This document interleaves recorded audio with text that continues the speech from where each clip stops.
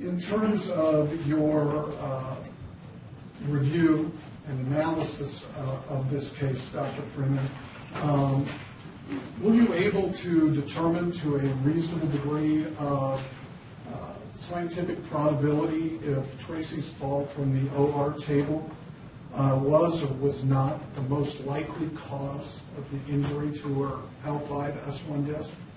It was. Okay. And tell us what your conclusions are in that regard.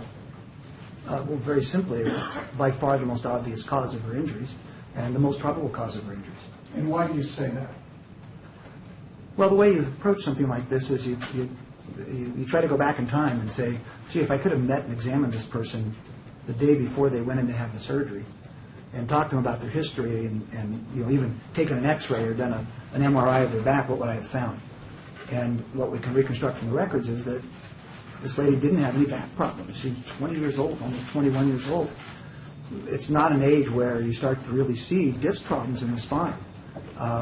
So we would have found that had we met her the day before, we would have predicted tomorrow, if she didn't have an adverse event, that she would go on just like she did yesterday and the day before and the years before that. There's no reason to believe she was in any imminent risk of developing this problem. Further, I think I said that there's a less than 1 in 3,000 rate of spine surgery in this group, actually substantially less than that. Well, that breaks down to about a 1 in like 1.1 million per day rate, if you break that into daily rates. So the chance all this is going to start the next day is really, really small. And then we look at the event itself. And the event itself was unique in that there was some kind of load put on this lady's spine. And what can you tell about the event? There's different accounting of the event. I think one person said that they thought that the shoulders came up. The anesthesiologist was at the head of the table. They thought her shoulders and head came off before the rest of her body. There are other people who said, well, we just carefully put her down. We grabbed her by her arms and her legs, and it was very careful. The fact is, she ended up with a bruise in her left arm. She had a bruise in her low back. So either her low back was a pivot point as she went over the table, and that's how it got bruised, or she got dropped on the floor. I don't think that's very likely.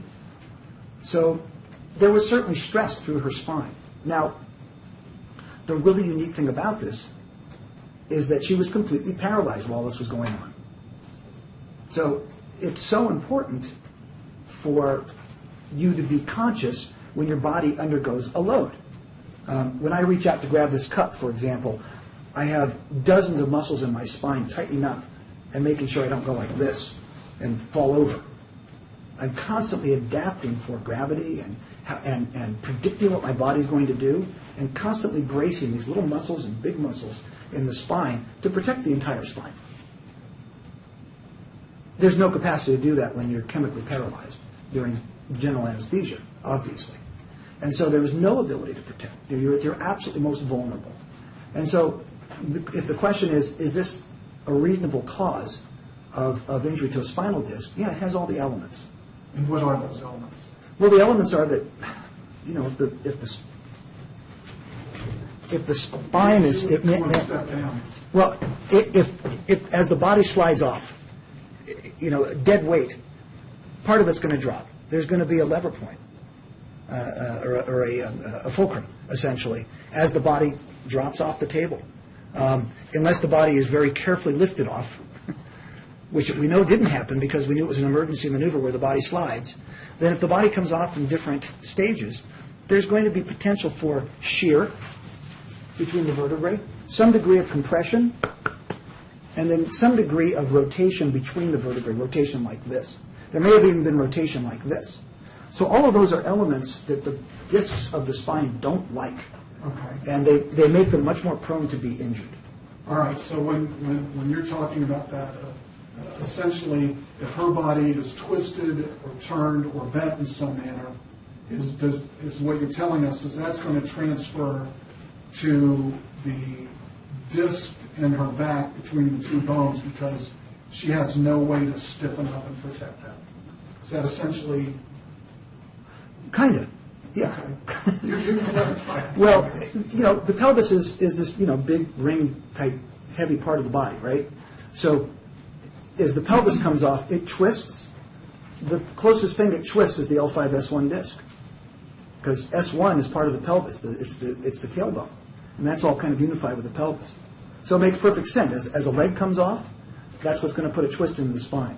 With no ability to protect it, that will be the area that you would expect to see a lot of torque and other forces go into. Okay, and earlier you said if there was a load to that disc. What did you mean by that terminology, a load? Oh, just, all those things I was talking about, the twist, the shear, the rotation, those are all types of loads. They're directions of loads. The amount of the load is unknown. I mean, we didn't measure it. We just know it is greater than what it would normally be. If you're getting up out of bed, your entire body is braced. You're doing it yourself. If your body is moving and you're completely paralyzed, it's a completely different story. And so because you're at your absolutely most vulnerable at that point in time with regard to injury, the injury risk becomes quite high.